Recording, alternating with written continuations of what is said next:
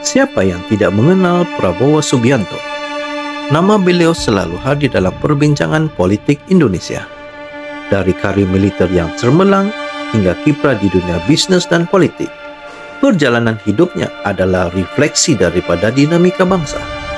Dalam narasi ini, kita akan menggali lebih dalam tentang sejarah, tantangan, dan pencapaian Prabowo Subianto.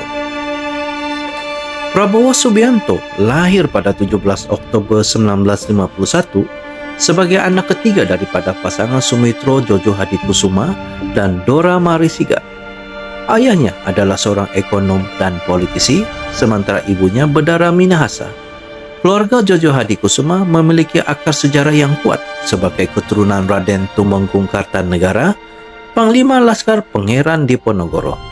Nama Prabowo sendiri diambil daripada pamannya, seorang perwira yang gugur dalam pertempuran. Masa kecil Prabowo banyak dihabiskan di luar negeri akibat keterlibatan ayahnya dalam perpolitikan Indonesia yang bergejolak.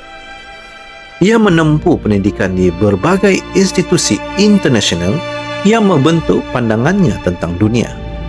Kembali ke Indonesia setelah rejim Soekarno jatuh, Prabowo memilih untuk masuk akademik militer di Magelang. Setelah lulus dari akademik, Prabowo memulai karir militer sebagai Letnan II pada 1976. Dalam waktu singkat, ia menunjukkan bakat kepimpinan terutamanya di Komando Pasukan Khusus Kopassus. Di usia 26 tahun, ia menjadi komandan Platon termuda dalam operasi militer yang bersejarah, termasuk misi di Timur Timur. Dengan cepat, Prabowo naik pangkat dan menjabat berbagai posisi strategis. Ia diangkat sebagai Panglima Kostrad pada 1998 saat situasi politik Indonesia mulai memanas. Meski memiliki prestasi, period ini juga membawa kontroversi, terutamanya terkait perannya dalam meredam kerusuhan.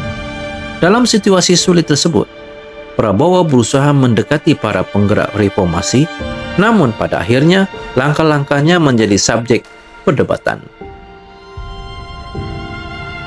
Terhadap Letnan Jenderal TNI Prabowo Subianto diakhiri masa dinasnya dalam Angkatan Bersenjata Republik Indonesia. Setelah meninggalkan militer, Prabowo beralih ke dunia bisnis, mendirikan sejumlah perusahaan. Namun, ketertarikan politiknya tidak mudah. Pada 2004, ia mencalonkan diri sebagai presiden dari Partai Golkar, namun dimenangkan Wiranto. Pada 2008, bersama adiknya, ia mendirikan Partai Gerindra dan kembali mencalonkan diri sebagai wakil presiden pada 2009, berpasangan bersama Megawati Soekarno Putri. Sebagai capres bersama Hatta Rajasa pada 2014, Sandiaga Uno pada 2019, namun akhirnya juga gagal. Sebelum terjun ke politik, Prabowo menjadi pengusaha sukses dengan memiliki 27 perusahaan. Namun bisnisnya tidak lepas dari masalah. Pada 2011, PT Kertas Nusantara, salah satu perusahaannya, dilaporkan memiliki hutang yang mengkhawatirkan. Namun Prabowo berhasil mengatasi krisis ini dan mempertahankan keberlangsungan perusahaan.